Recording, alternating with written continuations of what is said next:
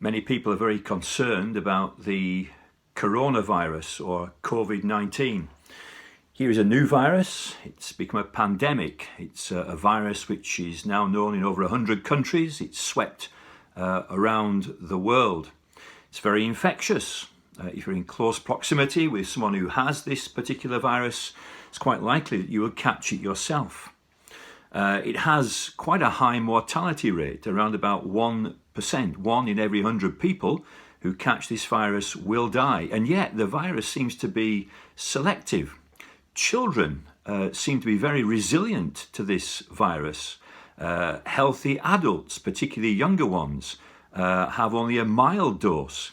It seems to be the elderly, and particularly those with underlying health conditions, who are severely or can be severely affected by this particular virus. There's no known vaccine at the moment. Clever people are working hard on this, and it's quite likely eventually we will have one, but for the moment there's no vaccine, no cure. We can just simply treat the symptoms. So the advice we're getting is to wash our hands while singing God Save the Queen or Happy Birthday. We might say, but my hands, they don't look dirty, they look clean, but these viruses are microscopically small. You don't see them, and yet they're there on surfaces and on our hands. We touch our mouths, the virus gets in and contaminates and infects us, and quickly we can become unwell, and we have to be isolated and separated for a while from society. Hand washing will effectively kill then this virus.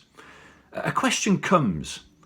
I'm a Christian, and I'm asked, why has God allowed this? Couldn't he have stopped this happening?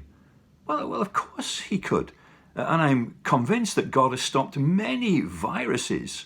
Had he stopped this one, would we be particularly grateful right now? Well, certainly not. We would be carrying on with our lives. There are times when God, in his mercy, will shake us either individually.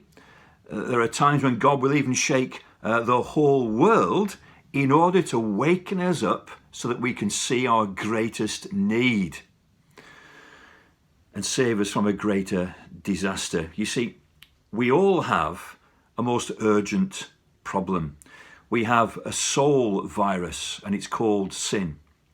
And sin affects every single one of us. We inherit it from our parents. It goes right back to the fall. 100% of human beings have this particular soul virus. It's not that it's contagious, we all simply have it. And sin is putting ourselves first rather than the Creator, rather than God. God who made us, God who provides for us. We don't think about him, we put ourselves first, we ignore God, we accept all that he gives, but we ignore him. Sin means that we die. Its mortality rate is 100%. We die physically, and we will die eternally. The Bible says this, who will ascend to heaven? Well, it's only he who has clean hands and a pure heart.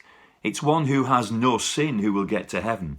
So there's no way I can get to heaven by myself because I'm a sinful man. We're all sinful. We all have the contagion.